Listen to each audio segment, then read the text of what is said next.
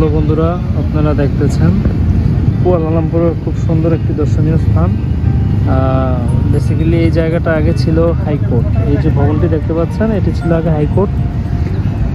তবে এখানে এখন বিচারিক কার্যক্রম হয় না, কিন্তু এটাকে আবার আরেকটা নামে পরিচিত এই এরিয়াটা, সেটা হচ্ছে পতাকা মাঠ। যদি আপনারা দেখেন ভিডিওতে, পুরা মাঠের চারপাশে মালয়েশিয়ান পতাকা এবং মাঠের একদম পশ্চিম প্রান্তে অনেক বড় একটি পতাকা, এবং পাশেই ডিজিটাল মনিটরেও হচ্ছে পতাকাটি দেখাচ্ছে। এটা পতাকা মাঠ নামে পরিচিত।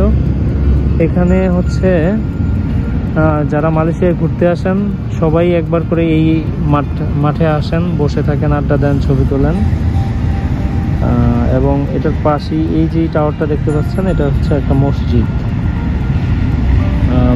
পাশেই হচ্ছে মালয়েশিয়ার সবচেয়ে উঁচু যে টাওয়ার।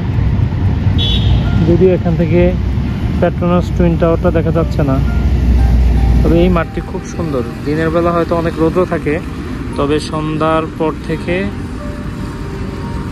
মোট কথা বিকাল থেকেই হচ্ছে আস্তে আস্তে লোক বাড়তে থাকে। এখন ওইরকম লোক নেই, কারণ এখন বিকাল 4টা। তো যারা মালয়েশিয়া আসবেন অবশ্যই আশা করি একবার এই পতাকা মাঠে আসবেন।